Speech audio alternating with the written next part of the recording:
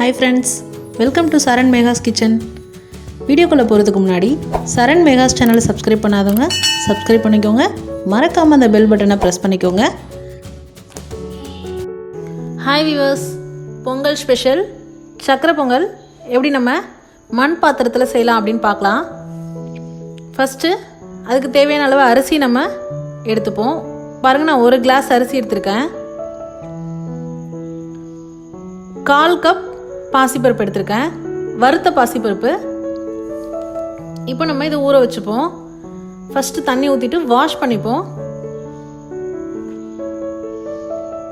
நல்லா வாஷ் பண்ணிட்டு அதுக்கப்புறமா அந்த தண்ணியை வடிகட்டிடுங்க. அதுக்கப்புறம் இப்போ நம்ம தண்ணி ஊற்றி ஊற வைக்க போகிறோம். இந்த தண்ணியில் தாங்க நம்ம லாஸ்ட்டாக சமைக்க போகிறோம். அதனால் நல்ல தண்ணி ஊற்றி ஊற வைங்க.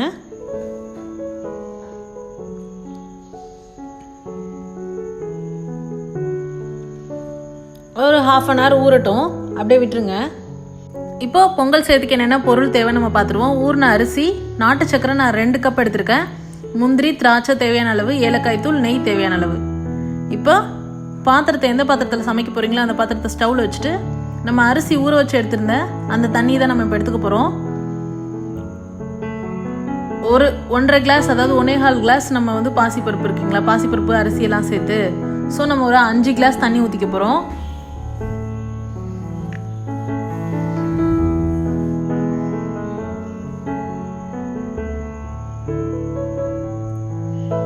ஊறின தண்ணி வந்து 4 டம்ளர் இருந்தது எனக்கு.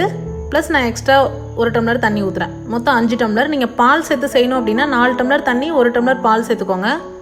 நல்லா க்ரீமியாக இருக்கும் உங்களுக்கு சக்கரை பொங்கல். பால் சேர்த்திங்கனாலும் டேஸ்ட்டாகவும் இருக்கும். இப்போது நம்ம எடுத்து வச்சுருக்க 2 கப், அதாவது 1 கப் அரிசிக்கு நான் 2 கப் சக்கரை எடுத்திருக்கேன். உங்களுக்கு சுகர் கம்மியாக வேணும் அப்படின்னா கம்மியாக எடுத்துக்கோங்க.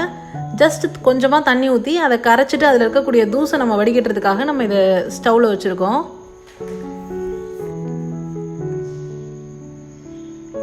நீங்கள் பாகுப்பதெல்லாம் காய்ச்ச வேண்டாம். லைட்டாக ஹீட் பண்ணி அந்த சர்க்கரையை மெல்ட் பண்ணிங்கன்னா போதும். பாருங்கள், ஃபுல்லும் சர்க்கரை கரைஞ்சிருச்சு எனக்கு. நான் வெல்லம்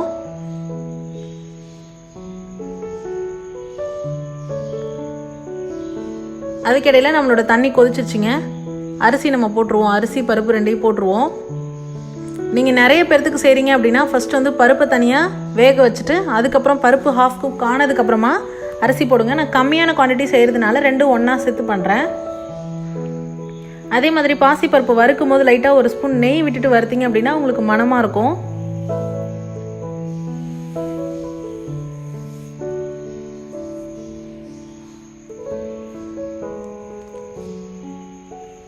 நான் உங்களுக்கு எல்லா ஸ்டேஜஸும் காமிச்சிருக்கேன்.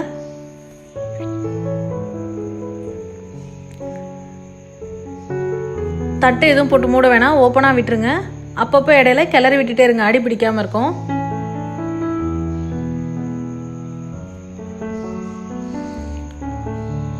நான் என்னோட ஃபியூச்சர் வீடியோஸில் எப்படி குக்கரில் நம்ம ஸ்வீட் பொங்கல் செய்யலாம் அப்படிங்கிறத நான் உங்களுக்கு ஷேர் பண்ணுறேன். யூஸ் பண்ணிக்கோங்க ஃப்ரெண்ட்ஸ்.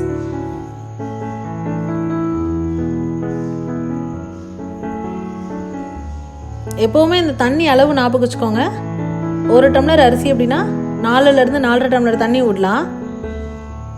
அப்போ தான் உங்களுக்கு அந்த பொங்கல் நல்லா வெந்து குழஞ்சி வரும். இப்போ இந்த மாதிரி ஓப்பன் பாட்டில் செய்யும்போது சப்போஸ் உங்களுக்கு தண்ணி பத்தலை அப்படின்னா கூட நீங்கள் ஹாட் வாட்டர் வச்சு எந்தத்தில் பத்தலையோ அங்கே நம்ம சேர்த்துக்கலாம்.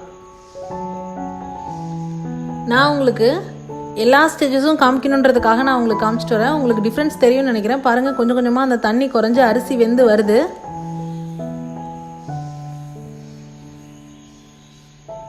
அப்பப்போ அடியில் கிளறி விட்டுக்கோங்க, அடி பிடிக்காமல் இருக்கும். குக்கரில் செய்கிறத விட மற்ற பாத்திரங்களை செய்கிறத விட இந்த மண் பாத்திரத்தில் செஞ்சு சாப்பிட்ற பொங்கலுக்கு டேஸ்ட்டு சூப்பராக இருக்குங்க. அதோட டேஸ்ட்டே தனின்னு சொல்லலாம். அந்த நெய்யோட மனம், அந்த மண்ணோட மனம் ரெண்டும் சேர்ந்து வரும்போது டேஸ்ட்டு சூப்பராக இருந்தது. இது ஒரு பக்கம் வெந்துட்டு இருக்கட்டுங்க. அதுக்குள்ளே நம்ம முந்திரி திராட்சையை நெய்யில் வறுத்து எடுத்துப்போம். ஒரு கடாய் வச்சுட்டு 1 ஸ்பூன் நெய் விட்டுருக்கேன். இந்த நெய் மெல்ட் ஆனதும் நம்ம பொடிச்சு வச்சுருக்க முந்திரி கொஞ்சம் வறுபட்டதுக்கப்புறமா நம்மளோட திராட்சை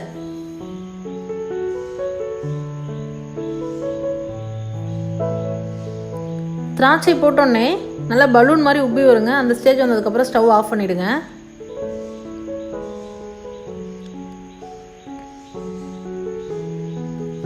இப்போ பாருங்கள், நம்மளோட சாதம் ரெடி ஆகிடுச்சு. அடுத்து நம்ம ஏற்கனவே மெல்ட் பண்ணி வச்சுருக்க அந்த வெல்லத்தை நம்ம இதில் சேர்த்துக்கிறோம். சேர்த்து நல்லா கிளறி விடுங்க. கிளறி விட்டு நல்லா அது பொங்கல் பதம் வர அளவுக்கு குக் பண்ணுங்கள். பாருங்கள், இந்த ஸ்டேஜ் நல்லா திக்காகிடுச்சு பாருங்கள். இந்த ஸ்டேஜ் வர அளவுக்கு குக் பண்ணிவிட்டு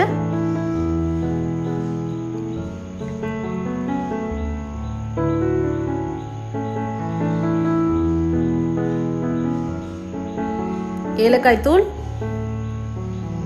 நம்ம நெய்யில் வறுத்து வச்சிருக்க முந்திரி திராட்சை, நெய் 2 ஸ்பூன் விட்டு நல்லா கிளறி விடுங்க. கிளறி விட்டு இறக்குனீங்க அப்படின்னா நம்மளோட சுவையான மண் பாத்திரத்தில் செஞ்ச சக்கரை பொங்கல் தயாருங்க. அனைவருக்கும் இனிய தைப்பொங்கல் நல்வாழ்த்துக்கள். இந்த வீடியோ உங்களுக்கு பிடிச்சிருந்தா லைக் பண்ணுங்கள், ஷேர் பண்ணுங்கள், கமெண்ட் பண்ணுங்கள், மறக்காமல் சப்ஸ்கிரைப் பண்ணுங்கள் ஃப்ரெண்ட்ஸ். தேங்க்ஸ் ஃபார் வாட்சிங்.